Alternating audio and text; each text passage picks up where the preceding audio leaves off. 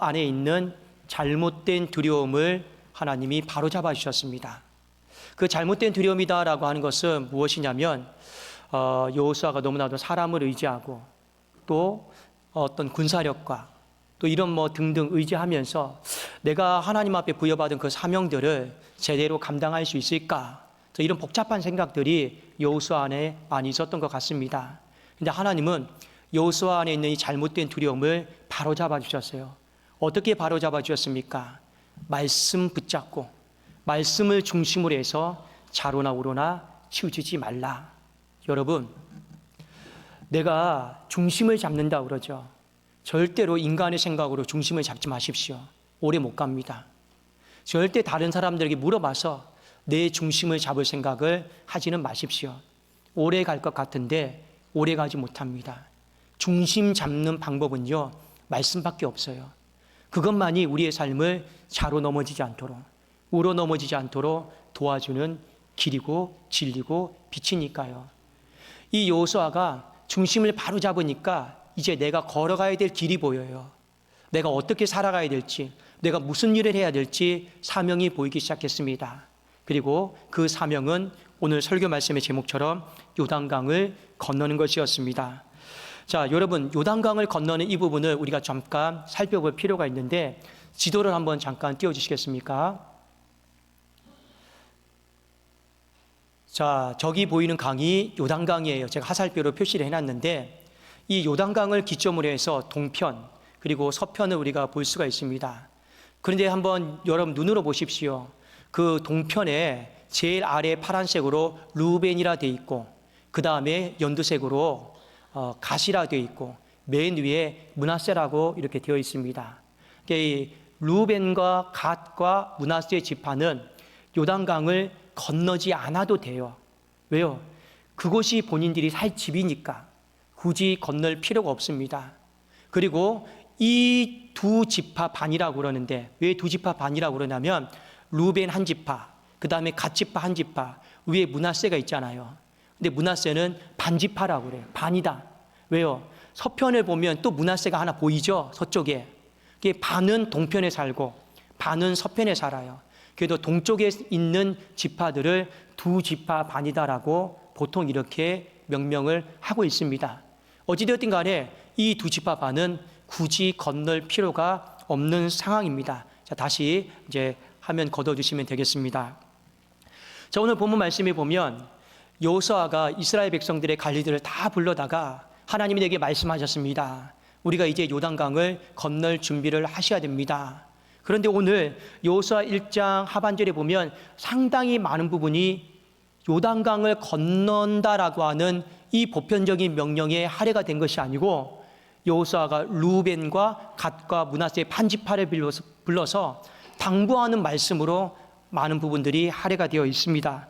제가 한번 읽어드릴게요. 13절, 14절, 15절입니다. 여호와의 종 모세가 너에게 명령하여 이르기를 너희 하나님 여호와께서 너에게 안식을 주시며 이 땅을 너희에게 주시리라 하였나니 너희가 그 말을 기억하라. 지금 루벤과 갓과 므낫세 반지파를 불러서 당부한 거예요. 14절 너희의 처자와 가축은 모세가 너에게 준 요단 이쪽 땅에 머무려느니와 너희 모든 용사들은 무장하고 너희 형제보다 앞서 건너가서 그들을 돕되 분명히 동쪽에는 처자식들, 아내들, 어린아이들, 가축대는 남겨놓고 싸울 만한 사람들은 전부 다 강을 건너서 선봉에 서서 끝까지 정복전쟁을 하라라는 거예요. 15절 여호와께서 너희에게 안식하게 하신 것 같이 너희들 형제도 안식하며 그들도 너희 하나님 여호와께서 주시는 그 땅을 차지하기까지 하라. 그리고 너희는 너희 소유지 곧 여호와의 종 모세가 너희에게 준 요단 이쪽 해 돋는 곳으로 돌아와서 그것을 차지할지니라. 이 서편까지 정복전쟁이 다 끝나면 그때서야 너희 집으로 요단 동편으로 돌아와서 안식해라. 그 이야기입니다. 자, 이 말씀은 좀 배경이 있어요. 모세가 지금은 죽었지만 모세가 이스라엘 백성들을 이끌었을 때 모세와 한 약속입니다. 약속이에요. 그리고 특별히 요단강 동편 쪽은요, 목축을 하기에 굉장히 좋은 땅이었기 때문에 루벤과 갓과 므낫세 반지파가 우리 가족들은, 우리 가문들은 목축이 좀 재주가 있는데 우리가 좀 이 동편을 좀 차지했으면 좋겠습니다 하고 모세에게 좀 제안을 해요. 그 장면을 우리가 좀 볼 수가 있습니다. 자, 민수기 32장 16절, 17절, 18절, 19절인데 자, 한번 우리 한 구절씩 한번 같이 한번 읽어보겠습니다. 자, 16절 함께 읽겠습니다. 시작. 그들이 모세에게 가까이 나와 이르되 우리가 이곳에 우리 가축을 위하여 우리를 짓고 우리 어린아이들을 위하여 성읍을 건축하고, 그들은 누구예요? 루벤과 gad과 므낫세 반지파를 말합니다. 자, 17절 함께 읽겠습니다. 시작. 이 땅에 원주민이 있으므로 우리 어린아이들을 그 견고한 성읍에 거주하게 한 후에 우리는 무장하고 이스라엘 자손을 그곳으로 인도하기까지 그들의 앞서서 가고, 그들이 이 땅을 준다라면, 모세가 허락만 해준다라면 우리가 먼저 서편까지 가서 선봉에 서서 정복전쟁을 수행하겠습니다. 그리고 18절 함께 읽겠습니다. 시작. 이스라엘 자손이 각기 기업을 받기까지 우리 집으로 돌아오지 아니하겠사오며, 함께 읽겠습니다. 19절 시작. 우리는 요단 이쪽 곧 동쪽에서 기업을 받았사오니 그들과 함께 요단 저쪽에서는 기업을 받지 아니하겠나이다. 내용이 뭐냐면, 자, 이 정복전쟁이 끝날 때까지 중간에 몰래 돌아오는 일은 없을 겁니다. 그리고 이 서편에서 목숨 걸고 싸워서 우리가 공로가 있다 해도 우리는 그것에 대해서 지분을 요구하지 않겠습니다. 우리는 요단 동편으로만 만족하겠습니다. 이것이 바로 오래전에 모세와 했던 약속이었습니다. 그리고 모세는 이 약속을 다시 한번 정리를 해요. 자, 민수기 32장 20절, 21절, 22절, 23절에 보면 제가 한번 읽어드릴게요. 모세가 그들에게 이르되 너희가 만일 이를 행하여 무장하고 여호와 앞에서 가서 싸우되 너희가 다 무장하고 여호와 앞에서 요단을 건너가서 여호와께서 그의 원수를 자기 앞에서 쫓아내시고 그 땅이 여호와 앞에 복종하게 하시기까지 싸우면 여호와 앞에서나 이스라엘 앞에서나 무지하여 돌아오겠고, 이 땅은 여호와 앞에서 너희의 소유가 되리라마는 너희가 만일 그같이 아니하면 여호와께 범죄함이니 너희 죄가 반드시 너희를 찾아낼 줄 알라. 그 약속대로 하지 않으면 반드시 하나님 앞에서 죄가 될 거다. 하나님이 그 죄에 대해서 끝까지 찾아내서 책임을 물을 거다. 이 말씀을 하셨습니다. 자, 동일한 내용이 신명기 3장 18절 20절에도 언급이 되어 있습니다. 여러분, 요단강을 건너기 전에 모세가 루벤과 gad과 이 므낫세 반지파를 불러다가 왜 오래전의 이야기를 꺼냈을까요? 그 이유는 여러분 무엇일까요? 바로 약속을 다시 한번 상기시키기 위함 아니겠습니까? 여러분, 약속을 어떻게 생각합니까? 잘 지킵니까? 아니면 약속 깨라고 있는 겁니까? 세상 사람들은 진짜 이런 말씀 하시는 분들 많아요. 약속은 깨라고 있는 거라고. 그만큼 우리가 약속을 잘 안 지켜요. 근데 한번 좀 정리를 한번 해봅시다. 약속은 크게 두 가지가 있어요. 어떤 약속이 있느냐? 하나는 나에게 불리한 약속이 있고, 하나는 그 약속이 나에게 이로운 약속이 있단 말이에요. 잘 한번 구분을 해보십시오. 그 약속이 이루어짐으로 말미암아 나에게 이익이 되는 게 있고 더 유리한 게 있고, 그 약속을 이루기 위해서 내가 더 헌신하고 수고하고 손해가 되는 약속이 있단 말입니다. 그런데 문제는 뭐냐? 약속이 왜 깨지는지 아십니까? 많은 사람들이 자기 중심적으로 약속을 해석해요. 그리고 특히 불리한 약속 같은 경우는요, 자기 중심적으로 해석하기 때문에 대부분 깨지는 경우가 허다합니다. 예를 들면 이런 겁니다. 분명히 루벤과 갓지파, 므낫세 반지파가 여호수아에게 이런 이야기 할 수 있죠. 그거 모세와 한 약속이지 당신과 한 약속은 아니지 않냐. 그리고 그 약속의 당사자는 이미 죽었지 않냐. 시효가 끝났지 않냐. 그리고 우리가 굳이 비효율적으로 요단강을 이 많은 사람들이 번잡스럽게 건널 필요가 있느냐. 여러분, 불편한 약속, 불리한 약속들이에요. 충분히 그럴 수 있어요. 그리고 이 여호수아가 이미 그런 분위기들을, 소문들을 감지했던 것 같아요. 그러니 오늘 이들을 불러다가 다시 한번 이야기를 하는 거죠. 얼마든지 우리는 불리한 약속에 대해서 자기 중심적으로 해석을 할 수 있습니다. 이때 여호수아가 미리 경고하는 거죠. 하나님 앞에서 한 약속 지켜라. 이스라엘 공동체 앞에서 한 약속 지켜라. 모세가 죽었다라고 해서 다른 소리 하지 마라. 그래도 오늘 약속을 상기시키는 거예요. 또 하나, 공동체 안에서 찬물을 끼얹는 행동은 혹여라도 하지 마라. 여러분, 당시에 모세가 이 두 지파 반과 이 요단강 동편에 대해서 확정할 때 필수 조건을 서로 말이 오갔잖아요. 그 필수 조건이 무엇입니까? 정복전쟁이 끝나기까지 너희들은 선봉에 서서 목숨 걸고 싸우고 돌아오라라는 거예요.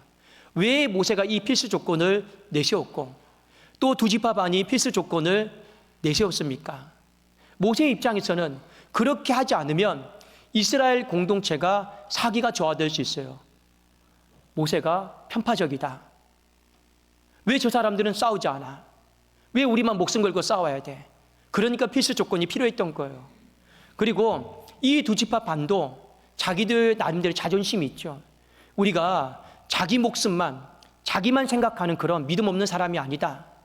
그것을 또 증명하기 위해서 오늘 필수 조건을 내세웠고, 그것이 단순히 우리 이익만 위한 것이 아니고 이스라엘 공동체 전체 합평을 위해서 하는 행위임을 일깨워주기 위해서 그렇게 한 거 아니겠습니까?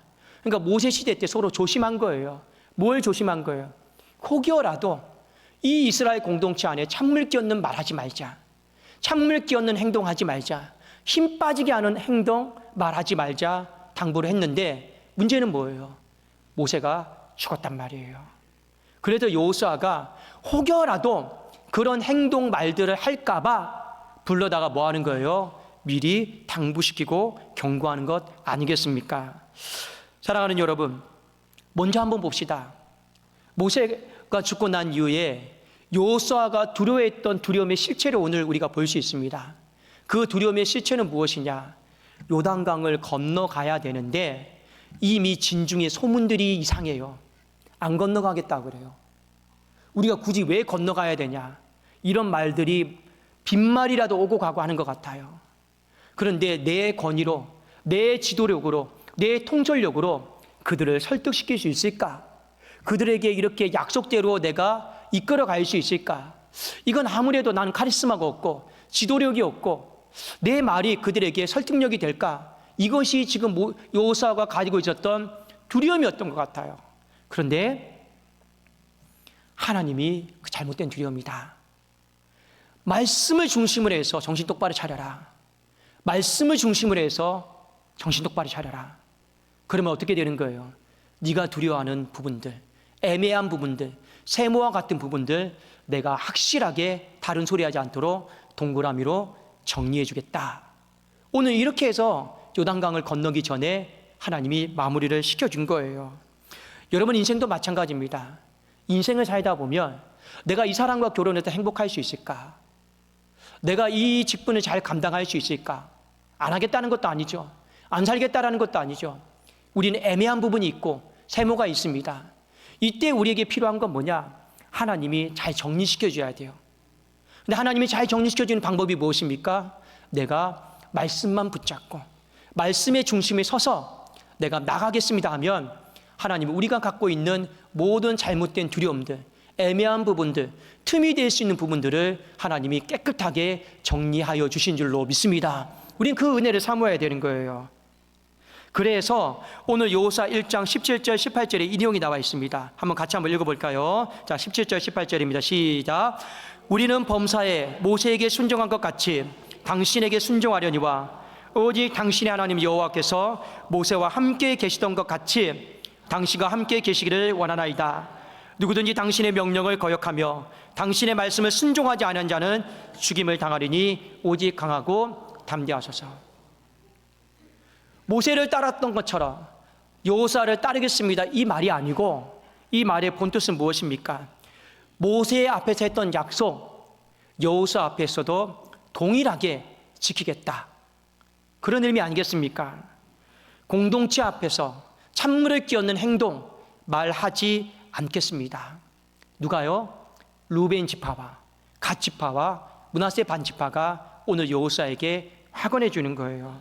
그런 측면이 있고, 그리고 오늘 본문 말씀을 통해서 우리에게 적용할 수 있는 적용점이 두 가지가 있습니다. 첫 번째는 뭐냐?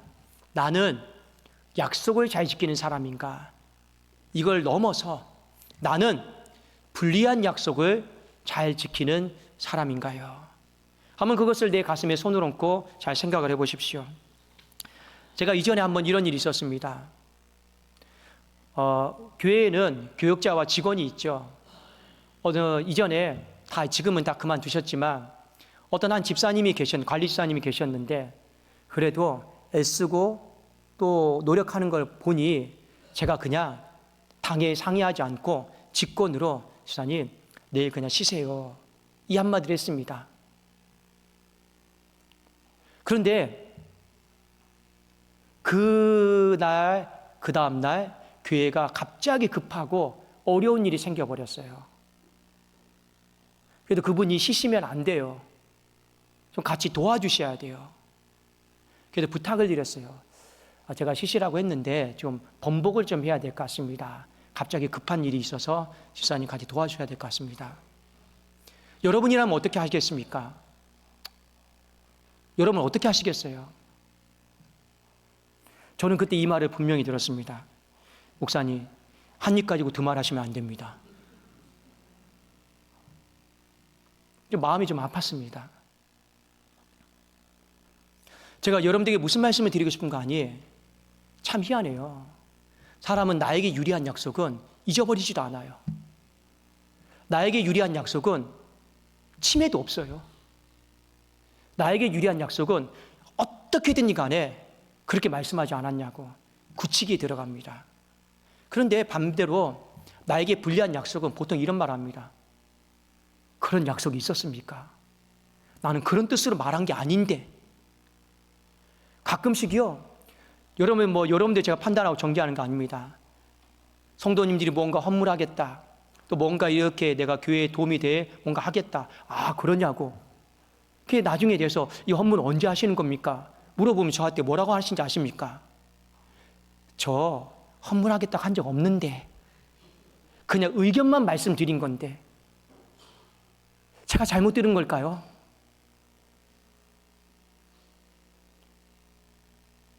저는 올해 안에 하려고 했는데 목사님 별 말씀이 없으셔서 그냥 안 하는 줄 알았죠. 나에게 불리한 약속은 굳히게 안 들어가요. 굉장히 우리는 느슨하게 생각합니다. 오늘 여호수아가 바로 이 부분을 염두에 둔 거예요. 그런 약속이 어디 있습니까? 나 그런 뜻으로 말한 거 아닌데 그 모세 때 한 거지 지금 모세가 죽고 없으니 시효가 끝난 거 아닙니까? 우리 모르는 일입니다. 이렇게 말하면 뭐 어떻게 하겠습니까? 그렇죠? 근데 오늘 성경 말씀 우리에게 주는 교훈이 무엇이에요? 나에게 불리한 약속은 더 엄격하게 적용하시라라는 거예요. 나에게 불리한 약속, 내 수고가 들어가고 내 헌신이 들어가고 그런 약속들이 있거든요. 더 엄격하게 우리가 적용을 해야 되는 거예요. 우리 이제 두 부부가 되어서 결혼식 때 서약을 할 거예요. 보통 우리가 옛날에 결혼 때 서약하는 게 무엇입니까? 비가 오나 눈이 오나 백발이 되나 어쩌나 저쩌나 옆에서 도와주고 애써주고 약 사다 주고 섬겨주고 이 약속이 불리한 약속이에요? 아니면 유리한 약속이에요? 이거요, 불리한 약속이에요. 그럼에도 불구하고 불리한 약속일수록 왜 저 사람은 저렇게 안 해줘? 왜 저 사람은 저렇게 말해놓고 저렇게 안 해줘? 이러면 다 깨지게 돼 있어요. 불리한 약속일수록 나에게 더 칼을 대고 더 엄격하게 적용하셔야 돼요. 내가 저 사람에게 도움이 되었을까? 내가 저 사람에게 더 최선을 다했을까? 내가 저 사람에게 더 섬겼을까? 불리한 약속은 나를 돌아보고 내가 더 하지 못한 것에 대해 자책하고 책망하는 것이 필요한 것 아니겠습니까? 오늘 첫 번째 바로 이 부분입니다. 하나님이 우리에게 동일하게 물으실 거예요. 너에게 불리한 약속. 그래도 아까 우리가 교동문 읽을 때도 그랬죠. 소원이 나에게 해로울지라도 하나님 앞에 지켜라. 불리한 약속이라 할지라도 어떻게든 우리는요, 나에게 더 엄격하게 적용하는 것이 필요해요. 또 하나 무엇입니까? 교회 공동체 안에서 힘 빠지게 하는 사람 되지 마시라라는 거예요. 힘 빠지게 한다라는 건 달리 말하면 찬물 끼얹는 말, 찬물 끼얹는 행동을 이야기하죠. 여러분, 찬물 끼얹는 말과 찬물 끼얹는 행동 하지 않으려면 오늘 말씀대로 적용하면 이렇게 하면 참 좋습니다. 그저 모든 일에 같이 알아봐주고 같이 움직여 주십시오. 그러면 절대로 찬물 끼얹는 행동, 힘 빠지게 하는 행동 없습니다. 뭐 하시라고요? 같이 알아봐 주세요. 같이 움직여 주세요. 제가 간혹 가다가 교회 일을 하다가 힘든 것 중에 하나가 뭐냐? 그냥 목사님 알아보고 하세요. 화가 나요. 예, 맞아요. 목사가 다 알아보고 하죠. 그래도 말이라도 목사님 같이 알아봐 줄게요. 그게 맞지 않습니까? 근데 목사님 알아보시고 하십시오. 그럼 힘 빠져요. 같이 움직여야 돼요. 여러분, 가정 안에서도 마찬가지입니다. 가정 안에서도요, 한 사람은 주방에서 열심히 뭔가 잡무하고 있어요. 근데 한 사람은 방에 들어가서, 서재에 들어가서 자기 할 일만 하고 있어요. 그러면 힘 빠지죠. 힘 빠지죠.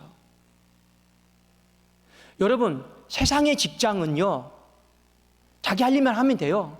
먼저 퇴근하는 사람이 있고 늦게 퇴근하는 사람이 있어요. 그건 어쩔 수가 없어요. 왜냐? 세상은 이익 집단이니까요. 그러나 가정 공동체와 교회 공동체는 이익 집단이 아니에요. 이익 집단이 아니기 때문에 이 가정 공동체와 교회 공동체는 무조건 다 같이 움직여야 돼요.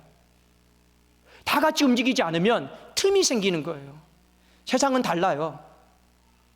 보상해주고 보수해주기도 하잖아요. 야근 수당도 주기도 하잖아요. 그런데 가정 모든 일이 내가 밤까지 한다고 해서 야근 수당이 나오고 누가 알아주고 보상해주고 그런 게 있습니까? 없습니까? 없어요. 이익 집단이 아니니까요. 그래서 이 이익 집단이 아닌 가정 공동체와 이 교회 공동체는요, 다 같이 움직여야 돼. 끝날 때까지 다 같이 움직여야 돼. 제가 간혹 가다가 우리 부교육자들이 이렇게 얘기합니다. 금요 철야 예배가 끝나면 한 분의 교육자는 저기까지 차 운행을 하다 돌아와요. 한 분의 교육자는 마무리를 해요. 근데 마무리가 시간이 더 빨라요. 차가 돌아오려면 시간이 오래 걸려요. 제가 지나가는 말로 이렇게 얘기합니다. 왜 퇴근 안 하고 있어요? 얼른 퇴근하세요. 진짜 퇴근하지 않아요. 저랑 끝나는 거예요. 무슨 말씀인지 알겠습니까? 동료가 돌아올 때까지 끝까지 남아 있어야 돼. 담임 목사도 안 들어가요. 그 차가 돌아올 때까지요. 왠지 아십니까? 교회는 다 같이 건너야 돼요. 근데 문제는 뭐냐? 오늘날 교회가 다 같이 움직이려고 하지 않습니다. 그냥 내 므낫세 집, 갓 지파, 내 루벤 집, 이것만 중요해. 우리는 확정받았으니까. 그리고 우리는 알게 모르게 찬물을 끼얹는 언사와 이런 이야기들을 많이 하고 있습니다. 그래도 항상 기억하십시오. 서로가 서로에게 찬물을 끼얹는 행동, 말을 하지 않으려면 이 문구는 외우고 있어야 돼요. 그게 뭐냐면 제가 도와줄 일은 없나요? 우리 한번 서로 고백할까요? 제가 도와줄 일은 없나요? 이거 외우셔야 돼요. 제가 도와줄 일은 없나요? 이거 여러분 말하지 않고 우리 그 남자 형제님들이 있죠. 직장에서 다 퇴근하고 돌아오죠. 그러면 아내가 있는 공간이 있을 거예요. 물어보고 들어가세요. 물어보고 서재로 들어가든지 침실로 들어가든지. 뭘요? 여보, 내가 도와줄 일 없어? 이거 물어보고 들어가셔야 돼요. 그렇지 않으면 가정 공동체, 교회 공동체는 다 깨지게 되어 있습니다. 여러분, 오늘 설교 말씀의 제목이 뭡니까? 요단강을 건너자가 아니에요. 다 같이 건너자예요. 다 같이. 하나님의 마음이에요.